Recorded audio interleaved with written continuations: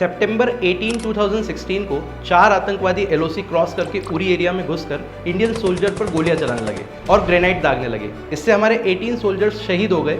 हालांकि कुछ टाइम बाद इंडियन सोल्जर ने उन टेररिस्ट को मार गिराया, बट इस अटैक से पूरे इंडिया में शोक की लहर फैल गई और शहीदों के परिवार सहित लोगों में भी बहुत ज्यादा गुस्सा था। इसके बाद PM Modi cabinet committee on security की बैठक बुलाते हैं और सर्जिकल स्ट्राइक के प्लान को अप्रूव कर देते हैं। इसके बाद क्या था, 9 para special force and 4 para special force के 25 कमांडोज को इस ऑपरेशन को अंजाम देने के लिए सिलेक्ट किया जाता है। इसके अलावा 150 से ज्यादा कमांडोज को किसी अनहोनी की स्थिति में बैकअप देने के लिए एलओसी के इस पार तैयार रखा जाता है।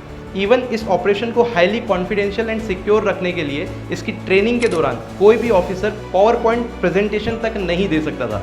ऐसे में अगर किसी सिचुएशन को एक्सप्लेन करने के लिए डायग्राम की ज़रूरत पड़ती थी तो उसे वहीं बनाकर मिटा दिया जाता था। एंड उरी अटैक के बाद जस्ट एक वीक में इंडियन सोल्जर्स सर्जिकल स्ट्राइक करने के लिए पूरी तरह से तैयार थे और फाइनली 28 सितंबर की रात को इस सर्जिकल स्ट्राइक के लिए चुना जाता है, जिसमें एक ही टाइम पर इंडियन आर्मी की 2 यूनिट्स पीओके के अंदर अलग अलग पोजीशंस पर, जो कि एक दूसरे से लगभग 250 किलोमीटर अपार्ट थी, अपने ऑपरेशन को अंजाम देती है और दोनों यूनिट लगभग 40-40 आतंकियों और उनके लॉन्च पैड्स के परकच्चे उड़ा देती है और सही सलामत एलओसी क्रॉस करके अपने देश वापस लौट आती है। इसे कहते हैं घर में घुस के मारना।